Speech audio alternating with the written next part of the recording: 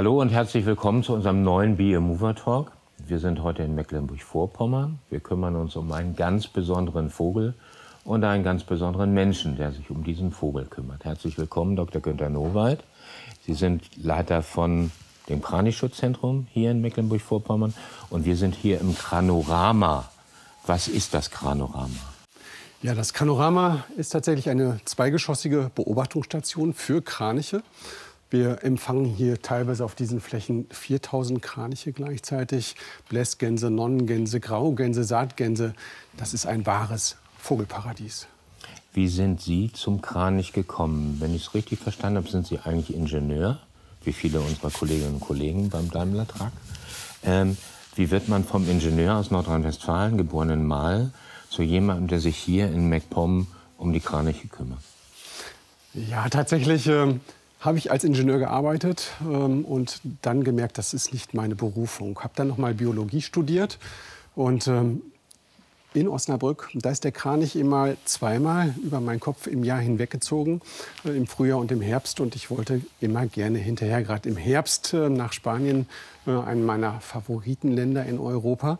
Und ja, das ging nicht zu der Zeit, weil ich halt mein zweites Studium selbst finanziert habe. Habe dann aber meine Diplomarbeit zu der Zeit hinterher genau hier in der Region gemacht zum Thema Ablenkfütterung. Und das ist jetzt auch hier ein Thema. Und da habe ich mich in die Kraniche verliebt. Wenn man einmal in die Spur des Kranichs gekommen ist, dann folgt man ihm ein Leben lang. Also ich kann das schon mal bestätigen. Wir haben eben die Kraniche gesehen, die hier rübergeflogen sind.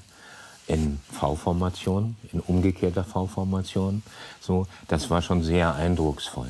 Warum ist das so ein Vogel, der in so vielen Kulturen dieser Welt so eine herausgehobene Stellung hat? Man sagt dem Kranich nach, dass er ein Leben lang seiner Partnerin treu ist oder dass auch die Familienbande ein ganz, ganz spezielles Symbol ist, was hält bis zum nächsten Frühjahr und mit der Partnerin ein Leben lang. Und gleichzeitig ist es der auffälligste Zugvogel, der nach einem kalten, langen, dunklen Winter die Sonne, die Wärme, das Licht aus dem Süden wieder hierher in den Norden bringt. Damit ist er ein Frühlingsbote, ein Glücksvogel. Ja, und wer verliebt sich nicht gerne in eine Ikone? Und fliegen wollten wir Menschen eigentlich auch schon immer. Deshalb würden wir auch gerne mit dem Kranich mitfliegen.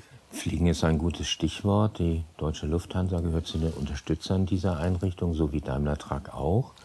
Ja. Wie wichtig ist das, dass Ihre Arbeit hier unterstützt wird von Sponsoren, von der Öffentlichkeit? Ja, tatsächlich, wir sind eine gemeinnützige Organisation und wir leben von den Spendengeldern und von der Unterstützung von Daimler-Truck und der Lufthansa. Ansonsten könnten wir in Deutschland, beziehungsweise Kraniche sind Zugvögel, habe ich schon gesagt, auch international diese Projekte nicht durchführen. Es gibt weltweit 15 Kranicharten und 10 von denen sind äußerst bedroht. Wir haben gerade im August jetzt ein neues Projekt in Tansania gestartet. Dort gibt es den grauen Kronkranich. Vor 30, 40 Jahren gab es da noch 45.000 Exemplare. Mittlerweile ist der Bestand auf 12.000 Exemplare zurückgegangen. Das heißt, wenn wir uns nicht beeilen, kann es sein, dass es bald zu spät ist, dass dann genau diese schönen, charismatischen Vögel, die auch Botschafter sind für den Naturschutz, aber auch für den Frieden, dann verloren sind als Arten. Nun ist das hier ein spezieller Durchzugsort für Skandinavier, also für Vögel, die aus dem Norden Europas kommen. Wohin gehen die, wenn die hier zwischengelandet sind, im Frühjahr und im Herbst? Ja, die Region ist wirklich ein Magnet, eine Drehscheibe für den Kranichzug. Wir sind eine der bedeutendsten Rastregionen Europas. Und von hier aus geht es weiter über Niedersachsen, über die Diepholzer Moorniederung hinweg nach Frankreich zum Lac de la Chantecoq. Dann geht es weiter nach Südfrankreich, über die Pyrenäen hinweg nach Spanien. Das Hauptüberwinterungsgebiet ist die Estremadura, im Süden Spaniens, im Südwesten. Was macht diese Region hier so besonders? Warum kommen Sie so gerne hierher? Warum sind teilweise Tausende von den Vögeln dann da an einzelnen Tagen? Warum sind die Voraussetzungen hier so gut, um zu rasten? Ja, wir haben das Glück, dass da vorne der Bodden ist. Ja. Die Lagunen der Ostsee. Das heißt, das trocknet nicht aus. Und es gibt immer genau diese Flachwasserbereiche, die die Kraniche als Schlafzimmer brauchen. Die haben ein Wasserbett. Sie schlafen nicht auf Bäumen, sie schlafen stehend im Wasser. Und damit sie Schutz haben vor Prädatoren, vor Füchsen beispielsweise, schlafen sie in diesen 10, 20 Zentimeter tiefen Bereichen. Und ja, das ist immer gegeben. Das trocknet nicht aus. Viele andere Gebiete, gerade in den letzten Jahren, also auch Seen, kleinere Gewässer trocknen komplett aus. Das ist keine sichere Heimat für den Kranich. Und insofern haben Sie hier einen Rastplatz, eine Tankstelle auf dem Zug, der immer beste Möglichkeiten hat. Gleichzeitig sind rundherum entsprechend Nahrungsgebiete, landwirtschaftliche Flächen, Stoppelfelder. Zu DDR-Zeiten war hier fast überwiegend Maisanbau. Die Erntetechnik war so schlecht in Anführungsstrichen, dass ja 5 bis 10% an Ernterückständen auf den Flächen blieb. Das war ja ein Schlaraffenland, ein Paradies für die Kraniche. Esszimmer voll, bestes Schlafzimmer, besser geht's nicht. Okay. Nun ist das hier eigentlich eine Region, die auch moorig ist. Ja. Und Sie sagen, Moore liegen uns besonders am Herzen. Warum? Ja, Moore sind CO2-Speicher. Wenn ein Moor entwässert wird, wird der Torf, der vorhanden ist, veratmet. CO2 geht raus in die Atmosphäre. Das ist ein Klimagas, ein Klimakiller. Und insofern versucht Kranichschutz Deutschland mit Partnern in verschiedenen Regionen tatsächlich auch Moorschutz zu betreiben. Kraniche sind ja Charaktervögel der Moore. Insofern passt das hervorragend. Und insofern sind wir auch in dieser Region. Was müssen Sie dann hier tun, um den Moorbestand zu sichern, beziehungsweise um Moore zu renaturieren? Ja, wir versuchen hier den Wasserstand flurnah zu bekommen. Das heißt, den Wasserstand oder die Abwässer meine ich jetzt, dass das Wasser hier durch diese Drainage, durch diese Gräben wegfließt. Das muss tatsächlich verhindert werden. Das wird durch bauliche Maßnahmen passieren. Wir haben gerade ein Projekt, wo wir das Ganze beplanen lassen. Das ist sehr, sehr aufwendig hier in Deutschland, solche Projekte durchzuführen. Man muss auch das Land besitzen, die Grundstücke, beziehungsweise die Grundstückeigner und die Nutzer entsprechend mit ins Boot zu holen. Wir sind tatsächlich jetzt schon seit 1,5 Jahren dabei, Flurtausche durchzuführen, Gespräche mit den Landnutzern durchzuführen, dass wir hier den Wasserstand ansteigen lassen. Damit wird das Niedermoor, die Torfreste, nicht weiter veratmet. Dadurch geht kein CO2 weiterhin in die Atmosphäre. Wir hoffen, dass sich dann auch Torfmoose wieder bilden, dass wir tatsächlich auch CO2 aus der Atmosphäre wieder herausholen und entsprechend dann ja für den Klimaschutz eine positive Bilanz erzeugen. Wie ist denn die Zusammenarbeit mit der Landwirtschaft hier in der Gegend? Funktioniert die?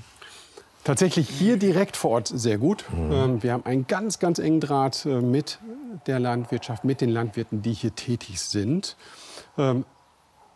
Das ist so ein bisschen, die eine Hand wäscht die andere. Wir können diese Flächen nicht selber bewirtschaften. Wir können auch nicht selber füttern. Machen wir anfangs, wenn nur wenige 100 bis 1000 Kraniche da sind, dann laufen unsere Ranger selber mit einem Sack Mais über die Schulter hier und füttern. Hinterher werden aber pro Fütterung 5 Tonnen Getreide oder Mais ausgebracht, um Konflikte auf den landwirtschaftlichen Flächen zu vermeiden. Das können wir nicht selber, das geht nur mit den Landwirten selber. Das heißt, wir bezahlen die, das ist so ein Vertragsnaturschutz. Damit konzentrieren wir Kraniche hier und sie gehen nicht auf Neuansaaten selber und machen dort das Saatbett beispielsweise kaputt. Dadurch haben wir viele Kraniche hier. Das heißt, manche Kraniche verirren sich dann tatsächlich auch auf diese Neuansaaten. Das sieht der Landwirt dann wieder nicht so gerne. Das heißt, dann gehen wir selber ganz früh morgens, bevor die Kraniche kommen, auf diese Neuansaaten und verhindern das Einfliegen der Kraniche und lenken die hierher. Also perfekt. Damit haben wir eine Konfliktlösung und eine gute Partnerschaft mit den Landwirten. Wenn Sie sagen, wir gehen dahin, wer macht das denn? Wie viele Leute sind das, die Sie unterstützen bei Ihrer Tätigkeit? Tatsächlich hier in der Region, hier im Kranorama sind es 20 ehrenamtliche Kranichranger und die Mitarbeiter des Kranichzentrums. Diese ehrenamtlichen Kranichranger, die kommen aus Deutschland, also deutschlandweit. Die nehmen ihren Urlaub, um uns hier ehrenamtlich zu unterstützen. Das heißt, diese Arbeit auf diesen Feldern wird von etwa 20 Personen durchgeführt. Kann man sich bewerben als ehrenamtlicher Kranichranger bei Ihnen? Ja, herzlich gerne. Wir haben einen festen Stamm von ehrenamtlichen Rangern. Aber wir werden leider auch alle älter auch immer. Und insofern ist es gut, wenn Nachwuchs da ist und die Reihen immer wieder neu auffüllt. Gerade im Naturschutz können wir immer Unterstützung sehr gut gebrauchen. Nachwuchs ist ein Stichwort, das Sie natürlich auch beschäftigt. Wie halten Sie den Bestand an Kranichen stabil? Was tun Sie dafür? Und wie stark ist er gefährdet im Moment? Durch den Klimawandel auch. Ja. Also hier im Nordosten Deutschlands, in Mecklenburg-Vorpommern und in Brandenburg, haben wir die meisten Brutpaare innerhalb Deutschlands. Einen Schutz gewährleisten wir dadurch, dass wir ein Monitoring haben. Das heißt, die Brutpaare werden aufgesucht. Die Daten, wo Kraniche brüten, werden weitergegeben an die Landesämter, an die Naturschutzbehörden, an die Forstämter auch, damit dort Ruhe ist, damit diese Gebiete nicht überplant werden. Was wir im Juni in den vergangenen Jahren gesehen haben, ist, dass der Reproduktionserfolg der Kraniche immer weiter runtergegangen ist. Aufgrund der Trockenheit. Kraniche brüten auch nicht auf Bäumen, sie brüten innerhalb von Feuchtgebieten auf dem Boden, bauen sich ihre Nester, also mit den Pflanzenmaterialien, Schilf, Rohrkolben, alles, was zur Verfügung steht. Oder sie haben kleine Wurzelteller, wo sie ihre Eiablage zeitigen. Wenn die Feuchtgebiete austrocknen, können Füchse, Wildschweine, können alle Prädatoren quasi die Eier entnehmen oder auch die Jungvögel hinterher. Und in diesem Jahr haben wir 250 Paare aufgesucht, um halt Jungvögel möglicherweise im Rahmen eines europaweiten Projekts Farb zu bringen. Und 70% der Paare waren komplett ohne Nachwuchs. Das heißt, es ist wirklich dramatisch und vor wenigen Jahren ist der Klimaatlas europäischer Brutvögel herausgekommen, wo anhand verschiedener Modelle berechnet wurde, wie es dem Kranich, nicht nur den Kranichen, also europäische Brutvögel, wie es denen geht. Und danach ist der Kranich in Deutschland in 100 Jahren als Brutvogel ausgestorben.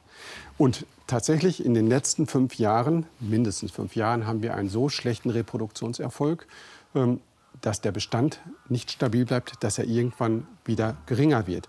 Kraniche sind Vögel, die sehr alt werden können. Also wir haben einige Kraniche, beringte Kraniche, die 30 Jahre alt sind. Das heißt, wir würden das erst zeitversetzt sehen, vielleicht in 10, 15 Jahren, dass der Bestand dann wieder einknickt und wieder einen negativen Trend hat. Gibt es eine internationale Kranich-Community? Was tut die in den verschiedenen Ländern, um die Bestände zu sichern? Ja, leider gibt es außer in Deutschland hier in Europa nicht so starke Gruppen, weil da die Unterstützer fehlen, die Unternehmen, die da diese ehrenamtlichen Gruppen unterstützen.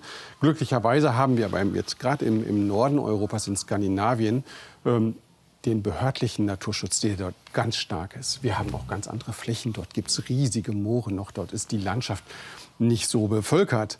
Insofern geht es weiter im Norden den Kranichen noch sehr, sehr gut.